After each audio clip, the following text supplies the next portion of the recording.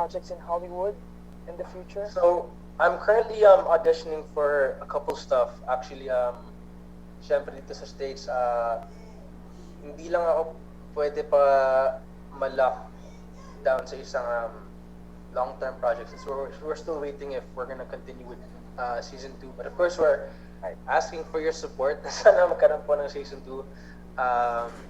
But yes, I've been auditioning for other projects. I've been, sending in my self-tapes. And it feels good kasi mas marami na akong narinig na mga kaibigan ko from the Philippines actually sending their self-tapes. So expect a lot of Filipino artists. Right, right. Hindi lang one foot inside the door. You're already inside. So, we will pray for you, Inigo. We'll pray for you. Okay. Ang next na magtatanong, ako na lang daw magtatanong, from Alex Brosas of Inquirer Lifestyle. Alex's question is, what makes your experience in doing Monarch surreal? Siguro nakwento mo na, no? Baka lang meron ka lang gusto pang idagdag, a surreal experience in Monarch? I guess, there's a lot. I mean, siguro, bawat araw na nasa set ako, sobrang surreal. I mean, even now, earlier I was crying when we did the watch party, just to see my family in America, not watching TFC, not watching ABS-CBN, and for them to be watching a channel that's, not Filipino related was something na hindi ko inakala na mangyayari. And it feels good that just because I'm doing this, it doesn't mean that I'm leaving my Filipino roots or that my Filipino will not be with me. It feels good to see that, thank you so much, I Want TFC, for making this happen. Actually, I found out 3 days before I left the Philippines that Monarch will be streamed in I Want TFC. And surreal yung, kasi tagal kong, honestly, in all honesty, ang tagal kong inisip paano ba mapapanood yung Monarch sa Pilipinas.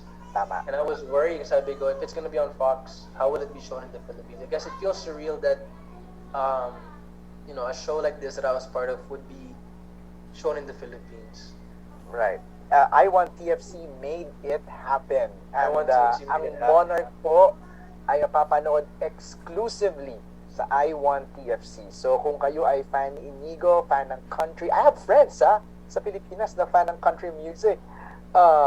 Mag-download na kayo ng I Want TFC para mapanood nyo ang Monarch. Okay, ang follow-up question ni Alex was work ethics ng production na na-experience mo na worth emulating dito sa Pilipinas.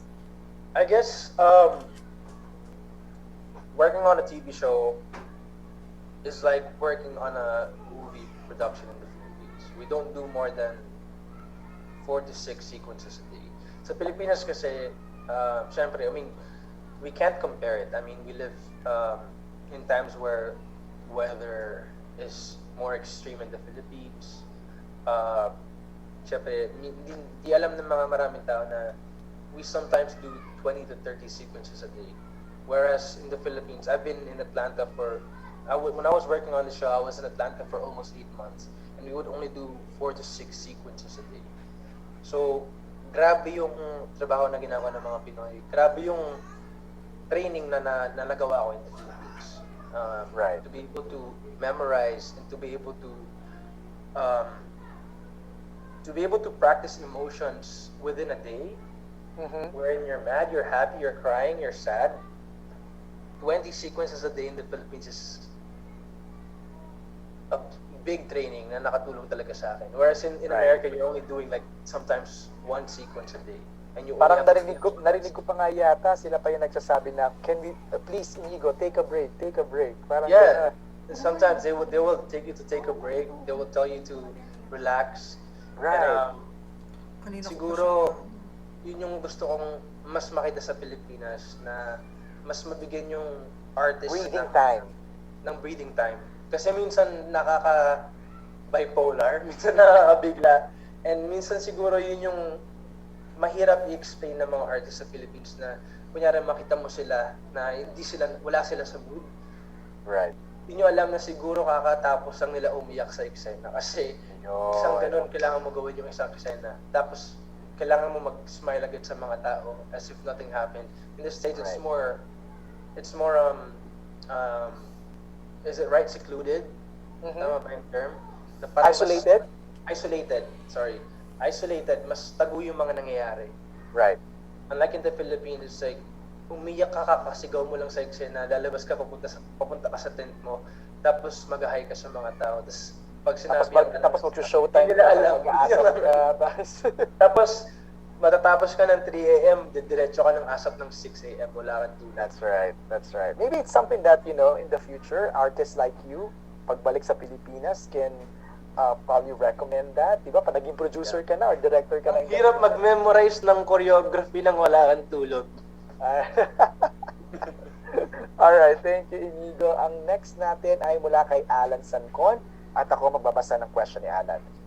Ang first question niya is, talagang nakafocus na yung career mo sa music, no? Na-miss mo rin bang umarte? Yan na ba talaga ang goal sa career? Okay, Alan, with your indulgence, no? Parang dito sa Monarch, you sing and you act. Tama, Inigo? Opo. Alright. So yung question mo, Alan, nakafocus sa career sa music. Siguro, tulungan ko na lang si Alan sa question niya, no? Baka meron din bang plans to explore music in the US, Inigo? I feel like with this project, it was very perfect. Sobrang mas nagkaroon ako motivation to accept, and not to accept, but to audition for it, rather. Kasi I was able to not just act, but also to showcase my ability in singing. And just like our fellow Filipina, Olivia Rodrigo, I wanted to be able to expand my audience through a series. Right. And with this show, I claim and I hope that I'm able to really expand my reach to a point where I can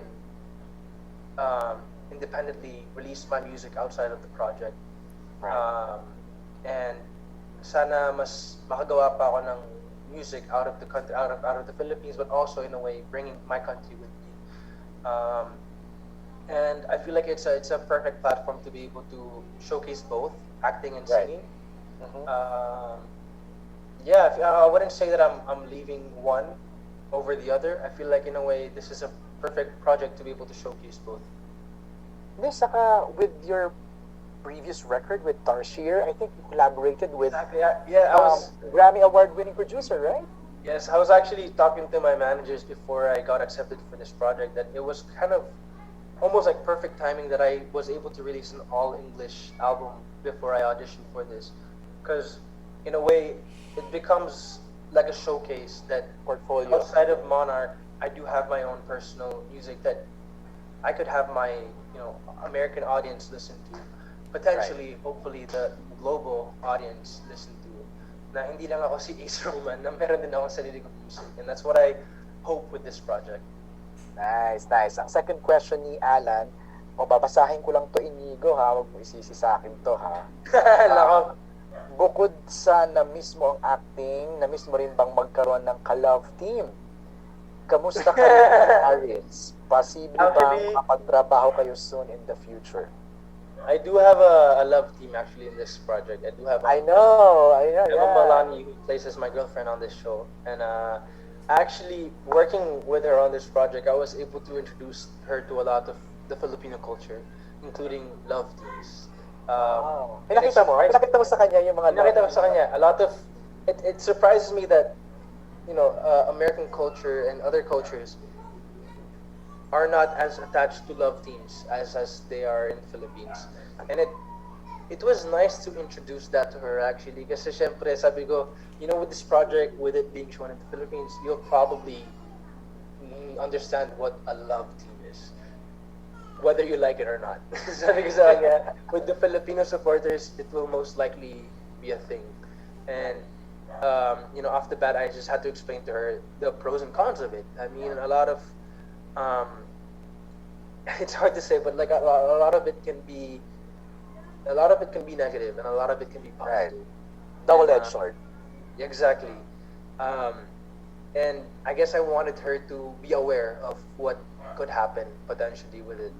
But yeah, I mean, I'm like any other actor, like any other artist out there. we're grateful for whatever we're given. We're grateful for whatever project we're put in, and whatever happens, and whatever blossoms will blossom. And I guess let's break that stereotype. Right. Right. Let's break Right. that mold. Actually, magandang thesis ano yan ha, topic. Bakit ba into love teams ang Filipino audience? Diba? Okay, next question mula kay Albert Brian mula ng Chicanes Avenue. Hi Albert, I think he's here. Albert, nag-pull over ka na ba? Kasi kanina nagda-drive siya nakita ko Kung wala si Albert, Traffic ba sa basahin EDCA? basahin ko na lang yung question ni Albert. Baka na-traffic na siya. Pressure ba maging Filipino pride? I feel like more than pressure, it makes me feel proud to be able to say that you are one of the artists and one of the people that is able to carry the flag of the Philippines with you in a project such as this. Growing up in America, I've always dreamt that I would be someone that is part of a generation that is able to cross over, that is able to link that gap between America and the Philippines. Someone that is able to showcase and introduce to the Filipinos, the second generation, third generation Filipinos in America, that it is not lame to be proud of your roots. I feel like all my life, I've always been proud of my dad. I've always been proud of TFC, ABS-CBN, but it was always hard to find out and to pinpoint who is that person that shows me that you can be both, that it's not two different identities, that that it can be merged. Right. And I feel like we live in that generation wherein it's possible to do both. That you can be proud of being Filipino American, and you can also be proud of being Filipino. And that's my goal. I mean, my personal goal as an artist is to be able to bridge that gap. That it's not lame to be speaking in Filipino. Marami ako nakikilala sa Pilipinas na hindi marunong Tagalog. And to be honest, me growing up in America, I've always longed for that. To be able to speak in my own native language without feeling as if I'm being judged, that I'm being looked down upon. Right. And it feels good to be proud of where I come from, and to be able to say that I'm from the Philippines. Right. Two follow-up questions. Speaking of that, Tagalog ka pa sa Monarch? Wala pa. Abangan. Wala pa. Second question. Ito, real talk lang. When you audition, they're looking for the twang. Tama? Yeah. I didn't do it in my audition. Hindi ko talaga ginawa. Hindi ako I didn't act as if I knew how to do it. Okay. Like what I said, I was 2 weeks late. I was 2 weeks behind on the submission. And I'm forever thankful for my team for encouraging me. Sila Tito Eric, sila Tita Monch, Derek Loren, Coach Mickey, and Ate Gares, for pushing me dahil hindi ko talaga kinonsider. I was like, because at that time I was training for a concert that I was supposed to do in November. So I was going through the same training as BGYO, same training as Beanie, intensive training every day. And sabi ko, okay na ako sa career ko. Sabi ko, okay na po ako. Sabi ko, masaya na ako sa ginagawa ko sa music ko dito sa Philippines. I'm okay. I don't need that. And then they told me, pag may audition, paano kung natanggap ka? Bigger stage, bigger opportunity. Paano kung hindi? Meron ka pa rin naman nandito sa Pilipinas nag-atay para sa'yo. And doon ko na-realize na, what if I can expand my horizon? What if I can expand my reach? And that's the only reason why I actually considered doing this project. This feels like a deja vu of our conversation. Yeah, exactly. 3 weeks ago. Okay. All right. Yung second question ni Albert is, what approach in acting do you need to change? I think you answered this already. Medyo na sagot na to ni Inigo. Let's move to a question from Kapamilya Online World. Ang question nila is, will you be a series regular? Is there any talks or plans on a possible second season for Monarch? I think you already answered that. But are you regular? Every episode ba, Inigo, makikita ka namin? I'm a regular on the show, which makes me proud to say that I'm a regular on Monarch. I'm one of the main cast in this show, and questions about season 2. We'll need you guys to please support it dahil syempre depende pa rin po yun sa paano tatanggapin ng mga viewers natin yung show.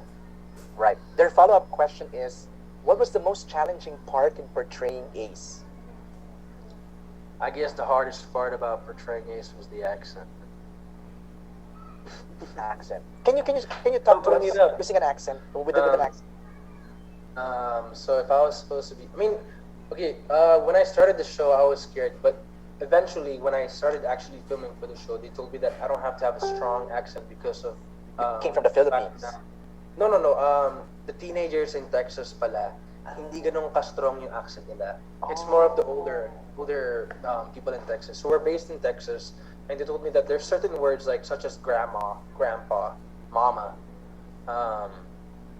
Those keywords will define that. Oh, you're from the South. Like you know how to speak as if you're a Southern boy, but Southern it's not accent. as strong. It's like saying how like one of the things that I had to learn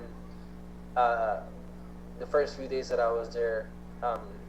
My first talking line was, "How y'all doing tonight? My name's Ace Roman." Like, how y'all doing tonight? My name's Ace Roman. And then yung grandma, grandma, grandpa. Tama ba ako in assuming na parang you sound like a cowboy? A little bit like a cowboy, yeah. A little bit like a cowboy. Okay. All right. Ang next question natin, babasahin ko ulit mula kay Kate Adahar. Hi, Kate, from Random Republica. I think you already answered this question, but let me just read it for Kate. What did you experience with foreign production that you wish we could also implement here? Nasagot na ni Inigo yan kanina. Yeah. Ang kanyang follow-up question ay, your dad has been interviewed several times and your mom has always been behind the scenes. How is she taking this major milestone in your career? Baka you can give us a glimpse of her role in you as an artist. She's always been so supportive. I always say it. My mom was with me the whole time that I was filming in Atlanta. And siguro mababaliw ako kung wala akong kasama in Atlanta. Kasi, in a way, being at home was the only thing that made me feel at home away from home. And having my mom around me made me feel sane, made me feel okay.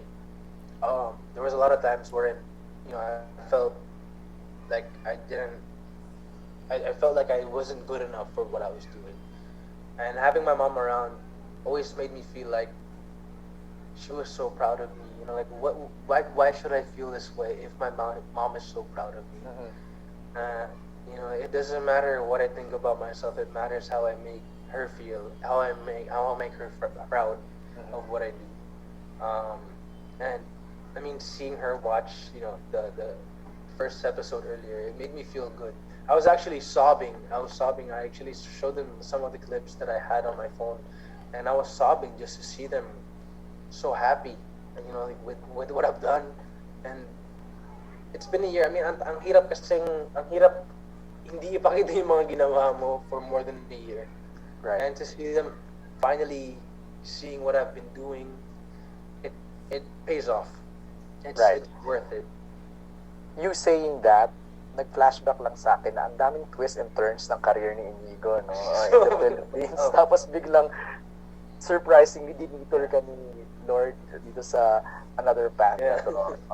Grabe. Amazing. And you're just getting started. You're just getting started. Thank you, Kate, sa question mo. Ang next question natin mula kay Chad. Mula